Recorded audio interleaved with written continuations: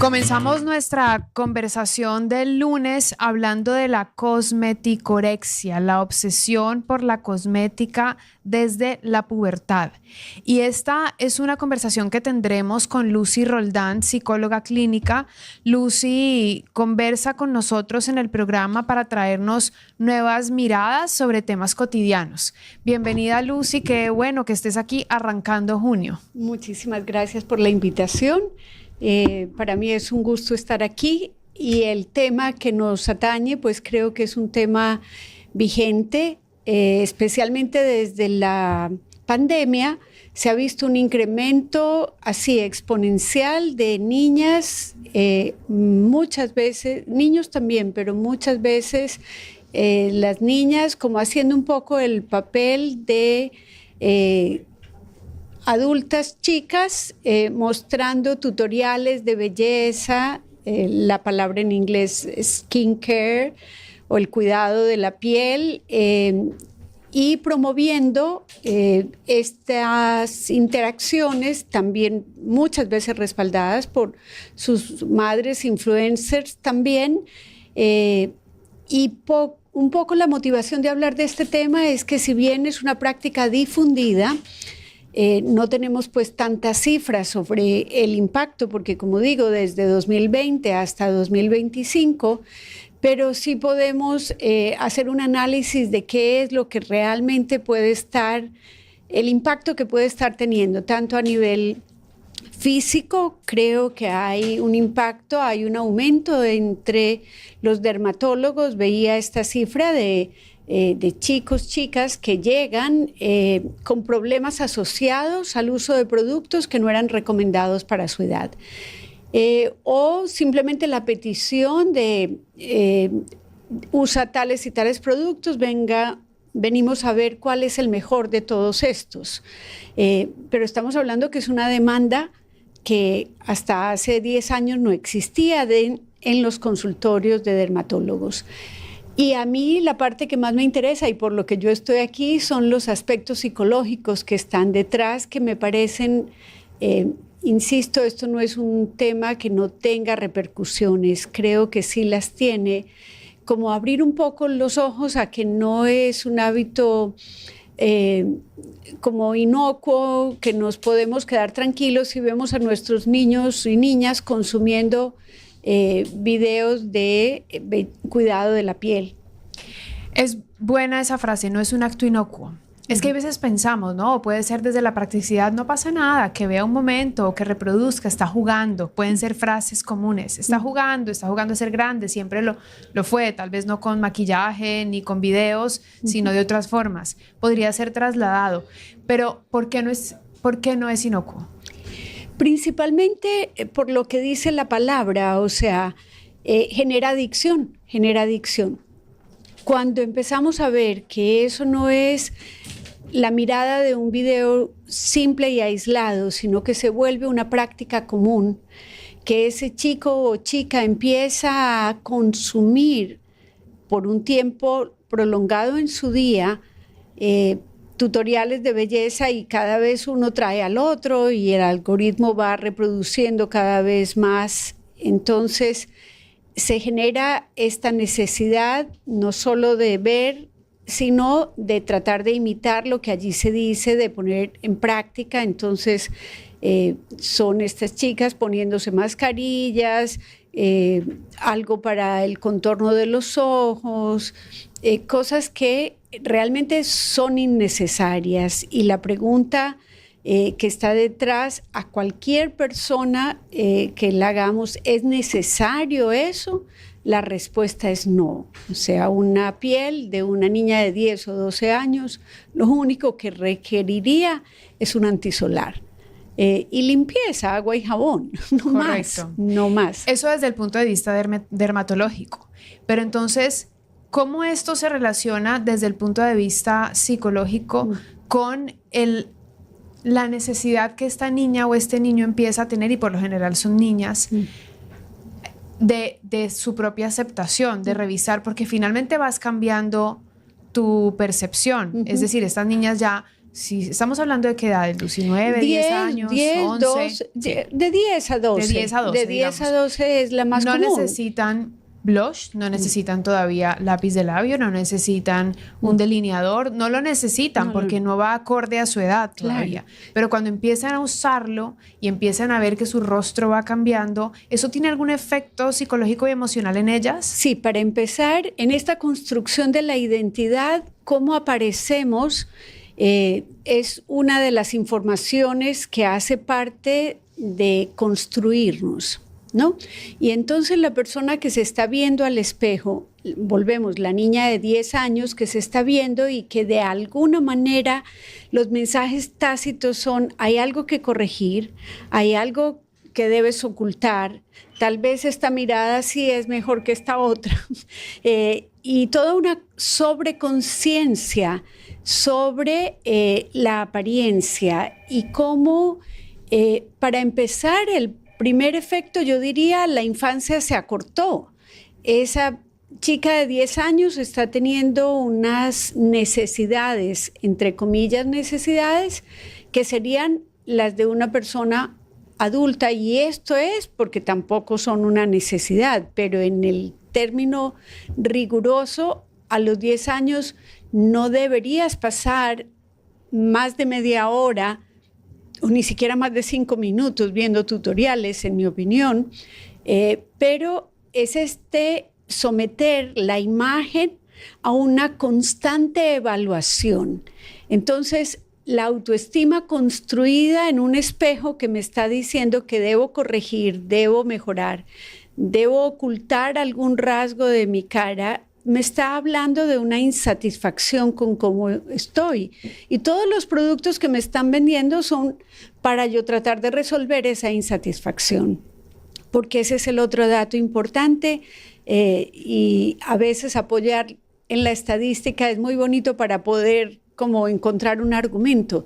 70% de las personas que están expuestas a ver tutoriales de belleza tienen el deseo de comprar algo después de haber visto varios tutoriales. Es decir, tú no te quedas con la inquietud de decir, este producto, no, sino yo quisiera tener este producto. Entonces se vuelve como una adicción esta necesidad de comprar, pero la parte más importante es el sentido de que yo no puedo estar contenta como soy, y es como muy frágil porque también está sometida esas personas que hacen los tutoriales y quienes las siguen a ver cuántos likes tiene. Entonces, no solo es la construcción de la autoestima en el espejo, en vez de hacerla en la aceptación, que es de donde construimos la buena autoestima, sino que está sometida al escrutinio público, entonces se vuelve muy frágil. En esas etapas también la autoestima, y tú podrás decirme si estoy en lo correcto o no, pues está muy apoyada también de mi entorno familiar, del entorno íntimo, tal vez del padre, de la madre, de las propias creencias que en esa casa, en ese hogar te dieron o no. Uh-huh. Y claro, cuando tú lo pones y lo abres tu ventana para que todo el mundo te vea por redes sociales si tienes 10 o 12 años y te empiezan a poner más likes o menos likes, también ahí lo que está pasando es no solamente la aceptación de la belleza, sino que deduzco yo que esa aceptación empieza a trasladarse a otros ámbitos de la vida cuando ese niño o esa niña empieza a ser adulta. Entonces, hago esto porque al otro le gusta, dejo de hacerlo porque al otro no le gusta. Uh-huh. Tomo esta decisión porque a la sociedad le va a gustar, pero a mí no me gusta hacerlo, entonces entro en contradicciones. Uh-huh. ¿No se empiezan ahí a generar raíces sobre otro tipo de problemas? Sin duda, hay investigaciones incipientes, como digo, que pueden estar ante todo afectándose la construcción de esa imagen corporal. El cuerpo todo, pues lo tenemos que representar mentalmente, y lo representamos con una valía, positiva o negativa.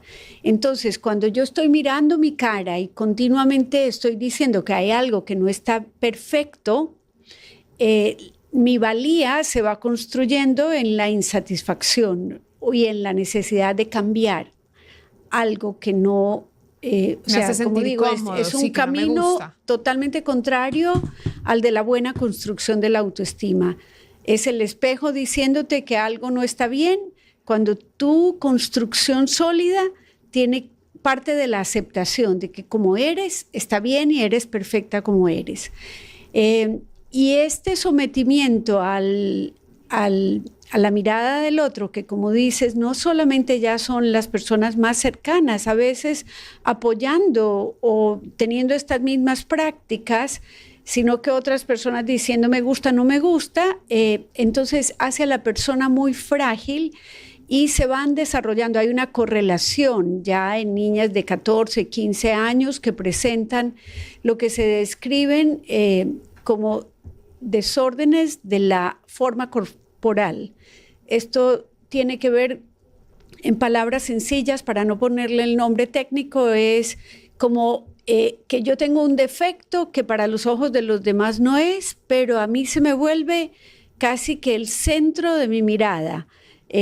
Tengo la nariz un poco desviada, entonces tengo que someterme a algo que corrija eso porque yo no puedo, o sea, se vuelve distorsionado ese defecto, se vuelve sobrevalorado y la persona no tiene paz. Entonces, esto como uno de los que sabemos, pero sin duda tener ansiedad, un sentido de insatisfacción personal, probablemente un ánimo bajo cuando me esfuerzo por hacer tales y tales procedimientos y no consigo el resultado deseado, también genera mucha frustración y sentimientos o emociones negativas. Hoy estamos hablando de la cosmeticorexia, que es esta obsesión por mirar y cambiar y usar implementos o productos desde la adolescencia o pubertad sin necesidad de hacerlo, que como hemos visto está conectado a un montón de sensaciones y emociones y podríamos decir hasta trastornos posteriores. Hasta trastornos posteriores. Sí. Nos habla la palabra, es similar a vigorexia, que es el afán por hacer cosas del cuidado del cuerpo, como más común en chicos, el gimnasio, los cuadritos, ese tipo de valores alrededor del cuerpo y definirlo con un estándar particular. La ortorexia, que sería la obsesión de comer sano, de solo comer sano, y señalo esta parte porque si bien son palabras que apenas están empezando a ser comunes o nos estamos haciendo familiares a ellas, todas tienen en común el que genera en el individuo que la empieza a sentir esta necesidad, este carácter de necesidad, casi como se habla de una adicción, porque hay una satisfacción inmediata en conseguir ese resultado y por supuesto hay un no poder esperar el largo plazo, entonces se va metiendo la persona en un círculo de cada vez demandar más y más. Lo conectaste desde el inicio con el ciclo de la pandemia porque se exacerba esta cosmeticorexia con las redes sociales y con el contacto de los niños con las pantallas. Así es. Y entonces ahí se ven muchos ejemplos y se ven muchas actividades comunes y cotidianas en donde las personas muestran lo que están haciendo, se ponen cremas, se ponen diferentes tipos de producto, pero no en la edad que corresponde. De todas formas, hablando de autoestima y de construcción de ella, han existido históricamente miles de formas de destruirla o construirla sin o con redes sociales, ¿cierto? En nuestros entornos familiares, en los entornos de las amistades, hasta en la propia autopercepción. Puede crecer o puede no crecer esa autoestima o crecer de manera equivocada. Pero hablemos entonces de la incidencia así de los padres en este contexto en el que las pantallas están y cuando están, como tú mencionaste, esos padres o madres que dicen déjalo que está bien, o se las llevan a una niña de 10 años a comprar cosméticos y hacer actividades como tal vez cumpleaños enfocados en la belleza de la niña en lugar de estar todavía jugando, porque tú mencionaste la infancia se acortó. ¿Qué podemos reflexionar alrededor de eso como para pensarlo desde el punto de vista de la decisión del padre o de la madre? Claro, gracias por la pregunta. Yo creo que esta conversación va más dirigida a los padres que a cualquiera para que tengamos conciencia de que esto no es inofensivo, como ya mencioné, que se va volviendo en esas edades una fragilidad. Estamos exponiendo a nuestros hijos a situaciones en las cuales ellos no pueden ser críticos, es decir, ese niño o niña que empieza a creer que tiene siempre que cambiar algo de su cuerpo porque todo es perfectible si vamos a ser estrictos. Entonces, ese papá que de alguna manera está aprobando la compra de los cosméticos o el cumpleaños con una rutina de cuidado de la piel para niñas de 10 años, pues tiene que un poco dar un paso adelante y decir, estoy creando en mi hija o en mi hijo una necesidad ante la cual ella no va a poder ser crítica, simplemente la va a tomar al pie de la letra. Y su visión de sí misma va a tener estos referentes para compararse y normalmente sentirse en desventaja. Entonces, esa es la necesidad de por qué los padres tenemos que tener una postura en contra de estas prácticas que son comunes, que las podemos ver como juego, pero que no lo son, porque, insisto, van transmitiendo mensajes que son muy peligrosos a la edad en la que estos hijos están expuestos a esos mensajes. Nuestra conversación es con Lucy Roldán, que es psicóloga clínica, y el enfoque va orientado a esa área. Este es un tema que podría estar orientado también al área dermatológica o de salud en la piel, pero hoy nuestro enfoque es la parte psicológica y cómo esto puede prevenirse o puede transformarse, pero tú también nos hablaste sobre los pocos datos que hay por lo que es reciente. En consulta, ¿ya tienes casos? En consulta, yo no atiendo muy chicos o muy chicas, o sea, yo atiendo más de 15 años, entonces lo que puedo ver es, sí, jóvenes que dedican 2 y 3 horas a la rutina de su cuidado de piel, pelo y demás. Algo que no se veía antes, la verdad. Y está perfectamente justificado. Es porque tengo el pelo rizado, porque mi piel es grasosa, porque tengo tendencia al acné. Pero realmente cuando vamos a qué hay detrás de esto, pues hay una necesidad de pertenencia grande, hay inseguridades en ese joven o esa joven, esa necesidad de ser aceptado por el grupo, que eso no es nuevo. Yo creo que eso ocurre en todos los jóvenes, en todas las épocas de la humanidad, pero al ser nosotros padres conscientes de esto, podemos como tener esta mirada de que quizá les estamos poniendo unas condiciones extra, innecesarias, y que no solamente impactan en la vida de esa niña que empezó jugando, pero que cuando llegue tal vez a la edad de 17 años no quiere salir de su casa porque su cuerpo X, Y, parte de su cuerpo no corresponde con lo que ella desearía que tuviera o con las imágenes que ella tiene en su representación mental de cómo debiera ser, no se ajustan a él. Entonces yo sí creo que la conversación nos debe llevar también a que es urgente empezar a prevenir. La prevención verdadera ocurre cuando el problema todavía no está.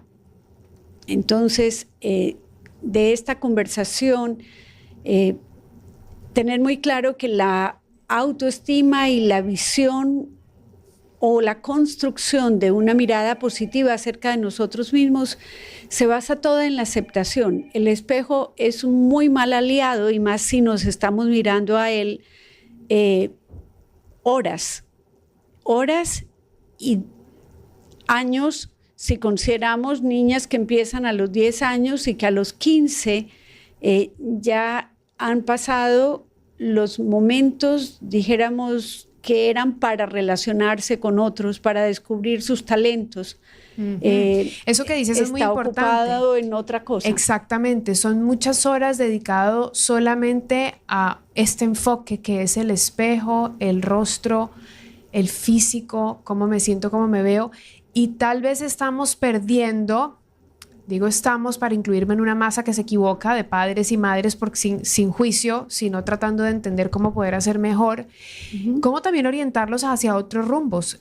Ahí están cultivando el físico, claro. Pero ¿dónde se cultiva el talento? ¿Dónde se cultiva la música? ¿Dónde se cultiva el deporte? ¿Dónde se cultivan otras temáticas que existe a la vuelta de la esquina? Un libro, una película que no sea la misma que siempre ves, una conversación, un juego de ajedrez. Es decir, cultivarles dentro de la sociedad, porque tú hablaste muy bien, esa necesidad de pertenencia, pero nosotros somos la sociedad y podemos transformarla con esas otras aristas. Por supuesto, y la narrativa que tenemos alrededor de las personas no puede ser solamente sobre físico, lo que debe cambiar en nuestro cuerpo o en nuestra apariencia. Esto de que es como nuestro cuerpo un campo de batalla, que hay que luchar contra X cosas, que hay que corregir, que hay que perfeccionar, que hay que someterlo incluso a tratamientos. Esto también sí te lo puedo decir en datos. Cada vez más temprano chicos y chicas buscan cirugías cosméticas que ya no son, que no son necesarias a los ojos ni siquiera de sus doctores, porque no corresponden con una defectuosidad, sino con una deseabilidad, con una variable importantísima, y es que hay una insatisfacción posterior a la cirugía, de la cual poco se habla, y casi que sería un tema interesante a tocar. Pero es como que podamos construir una narrativa acerca de las personas que no se concentre en el parecer, sino en el ser. Gran frase para terminar esta conversación, Lucy. Gran frase para terminar esta conversación de hoy, en la que estamos hablando sobre la cosmeticorexia. Si quieren volver a ver esta entrevista o volver a escucharla, lo pueden hacer porque queda publicada en el canal de YouTube de La Lupa. Ustedes pueden ir a ver, le ponen play, o también en el programa, en el canal de Facebook de Radio Centro. En las redes sociales de Lucy también la reproduce, así como en las mías. Tu red social es